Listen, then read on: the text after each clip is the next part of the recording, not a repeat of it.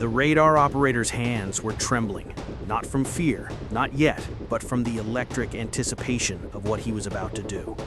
For 72 hours, his team had maintained absolute radio silence, their mobile missile battery hidden beneath camouflage netting in the Venezuelan coastal jungle, invisible to the world. They had watched American patrol planes crisscross the Caribbean sky like clockwork, each pass bringing them closer to the invisible tripwire.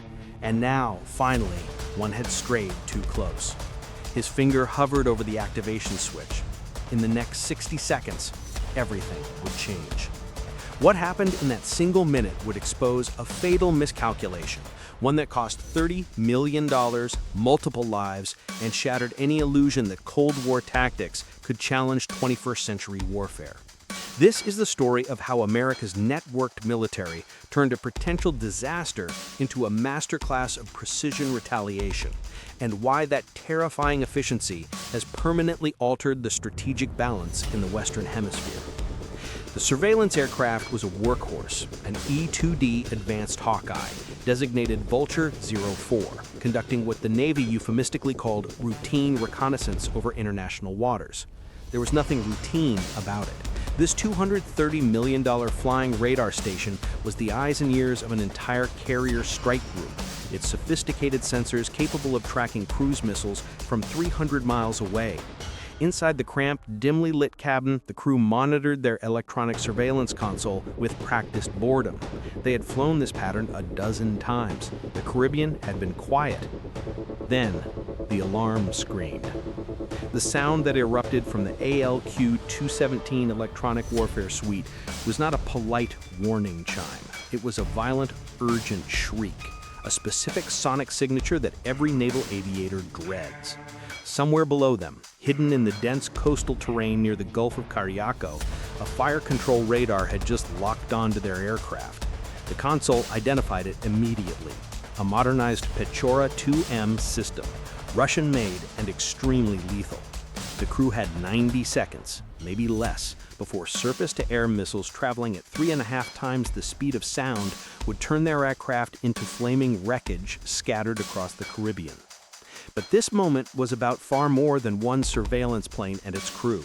Lurking just beyond the horizon was the Gerald R. Ford, $13 billion of nuclear-powered American authority, the centerpiece of a carrier strike group that represented 1/7 of the entire United States naval capacity. The Ford's presence in these waters was a statement, a line drawn in salt water that said, "This hemisphere belongs to us." The missile lock on Vulture 04 wasn't just an attack on an aircraft. It was a direct challenge to that authority, an electronic middle finger aimed at the most powerful military in human history. The question wasn't whether America would respond. The question was how violently and how fast. To understand why Venezuelan forces made such a catastrophic miscalculation, you need to understand the pressure cooker the Caribbean had become.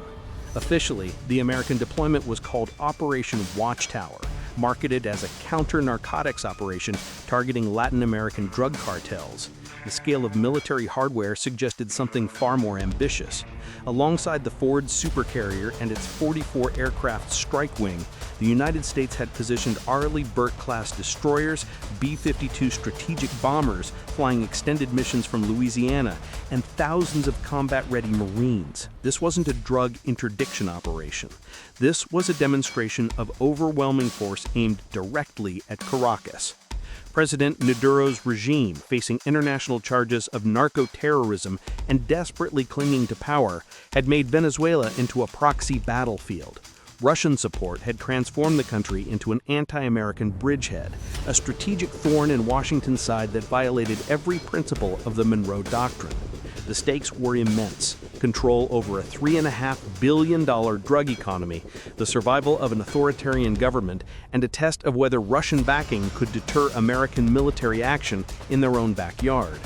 Caracas and Moscow both understood that Washington's operational goal was brutally simple: to demonstrate that the entire Caribbean was now an American-controlled zone where adversarial military action would be met with immediate, overwhelming retaliation. The confrontation was inevitable. The only unknown was which side would blink first. Venezuela's strategic calculation seemed logical on paper. Their military was technologically obsolete, operating rusting Soviet-era equipment with minimal maintenance and training. They couldn't match American power conventionally, but Russia had supplied them with something potentially game-changing: the Pechora 2M mobile surface-to-air missile system, a modernized descendant of the Cold War-era S-125. Each battery carried 6 mobile launchers, each armed with 2 9-meter-long missiles capable of reaching targets up to 15 miles away and 20,000 meters high. It was cheap by modern standards, highly mobile, and specifically designed for ambush tactics against low-flying aircraft. The genius of the system, or so they believed, was mobility and silence. The Pechora could hide for days, completely silent, giving off no electronic signature. Intelligence suggested the battery was operated by a mixed Venezuelan-Russian technical crew, using Russian expertise to maximize the system's notorious stealth capabilities. Their strategy was classic Soviet-era anti-access area denial doctrine: hide the mobile battery, wait for an American surveillance aircraft to stray within range, activate the radar for just seconds, fire a salvo, and immediately relocate before retaliation could arrive. They believed American intelligence focused on high-value targets like aircraft carriers and destroyers would never track a small mobile ground asset hidden in dense jungle terrain. This was their fatal blind spot. They were fighting a 21st century war with 20th century assumptions, completely failing to comprehend the integrated, networked reality of the American kill chain. They thought mobility and camouflage could defeat technology. They were about to learn otherwise. The moment the Pechora's radar activated, painting Vulture 04 with targeting energy, the American response was already in motion. What happened next wasn't one weapon system defeating another. It was an entire ecosystem of sensors, communications networks, and strike platforms operating as a single organism. A demonstration of what Pentagon strategists called Joint All-Domain Command and Control. The E-2D Hawkeye that had been targeted was far more than just a surveillance aircraft. It was a flying network hub, a $230 million brain connecting every asset in the strike group. Its AN/APY-9 UHF band radar didn't just detect the hostile radar lock, it instantly triangulated its source with precision measured in feet, not yards. Within milliseconds, the Hawkeye's electronic warfare suite had identified the exact electronic signature of the Russian-supplied system, classified it as a high-value target, and packaged this data into a Link 16 burst transmission traveling across the battlespace network at thousands of kilobits per second. This near-instantaneous warning and targeting package was simultaneously received by multiple platforms: the USS Gerald R. Ford, the USS Farragut destroyer, a P-8A Poseidon surveillance aircraft, and most critically, the cockpit of Firebrand 302, an FA-18E Super Hornet, already airborne on patrol at 40,000 feet. The pilot of Firebrand 302 wasn't given a lengthy briefing. He didn't need one. His cockpit display suddenly updated with precise coordinates, threat classification, and weapon authorization, all delivered in under 3 seconds.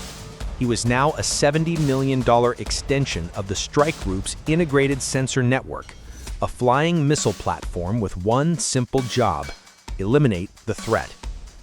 The weapon he carried was purpose-built for exactly this scenario: the AGM-88G Advanced Anti-Radiation Guided Missile, Extended Range Variant. This $285,000 missile had one operational mandate: if a hostile radar transmits, it provides the energy source for its own complete destruction. The entire sensor-to-shooter loop, from detection of the hostile lock to launch authorization, took under 3 seconds. In the Venezuelan jungle, the Russian technical advisor commanding the Pechora battery was experiencing a moment of triumph. His radar had achieved a solid lock on the American aircraft. He gave the final launch order, confident that his mobility and the element of surprise had given him tactical superiority. He had no idea he had just signed his own death warrant. The E-2D pilot, trusting the integrated defensive systems, executed a violent evasive maneuver, a split S that pulled nearly 6 Gs as the aircraft dropped 3,000 feet in seconds while deploying massive clouds of chaff and flares to saturate the hostile radar with false reflections. At the same moment, 60 miles away, Firebrand 302 launched the anti-radiation missile. The AGM-88G ignited its solid-fuel rocket motor and accelerated toward the target coordinates at hypersonic speed. Its GPS inertial guidance system sent it toward the designated location, while its onboard anti-radiation seeker instantly locked onto the unique frequency signature of the Petura's tracking radar. Even if the operators shut down their radar, the missile would remember exactly where they were. In the camouflaged truck housing the Petura's fire control system, the radar operator suddenly noticed a new contact on his scope, a massive blip closing at over 3,000 miles per hour. For a frozen moment, he couldn't process what he was seeing. The Petura was designed to shoot down aircraft. Now something was targeting them with a hypervelocity weapon specifically engineered to obliterate air defense systems. The operator screamed the order to shut down the radar, desperately hoping to break the missile's lock. The transmission ceased. The screen went dark. For one heartbeat, there was silence. It didn't matter. The AGM-88G carried an advanced millimeter wave radar in its final stage, meaning that even with the target radar powered off, the missile knew exactly where to go. 10 seconds after launch, the blast fragmentation warhead detonated directly on the phased array antenna of the Petura's guidance vehicle. The explosion, localized but immense, vaporized the complex radar dish and killed the crew operating inside. The hostile radar, designated Track 47 on American tactical displays, went permanently silent. Total time from enemy lock to complete destruction, 56 seconds of flawless execution. The aftermath was devastating in ways that extended far beyond the smoking crater in the Venezuelan jungle. The destroyed Petura 2M system, valued at roughly $30 million, represented a significant portion of Venezuela's modern air defense capability, a crushing loss for Caracas. More importantly, the engagement had exposed a fatal flaw in Russian doctrine. The moment a radar transmits, it creates the electromagnetic signature for its own annihilation. Venezuelan and Russian observers were left with an undeniable, harrowing conclusion. The American military could neutralize mobile air defense assets faster than they could launch their own missiles. The message was delivered with kinetic force and a $285,000 price tag. The critical sea lanes remained open. The USS Gerald R. Ford continued its mission, having issued a silent but fiery warning that fundamentally altered the strategic calculus in the Caribbean. This confrontation wasn't about a single missile exchange. It was about the perfect convergence of data dominance and kinetic energy. The $230 million Hawkeye gathered the intelligence. The $13 billion carrier provided the platform. The F-A-18 delivered the weapon. The United States didn't send diplomatic warnings or negotiate through back channels. It sent an operational proof of concept, a demonstration of zero tolerance for hostile acts that would be neutralized before adversaries could even register the danger. For decades, opponents believed mobility, camouflage, and radar silence could defeat American detection. This engagement proved that modern warfare has achieved a level of integration where air, sea, and electronic domains operate as one unstoppable organism. A threat is identified, targeted, and eliminated in less time than it takes to read this sentence. The lesson for Russia and its client states is brutal. Supplying second-rate, detectable radar systems to challenge the world's most sophisticated military network isn't a threat. It's target practice. The cost of projecting malign influence into America's sphere of influence just increased exponentially. The Caribbean and every international waterway will remain open and free under terms dictated by overwhelming, demonstrated capability.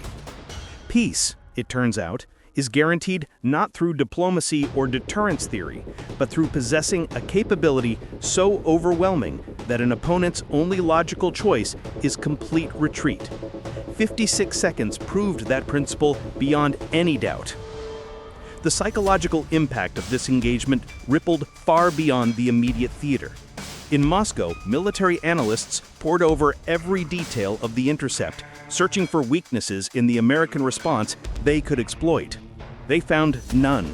The speed, precision, and seamless coordination demonstrated a level of technological integration that rendered traditional electronic warfare tactics obsolete.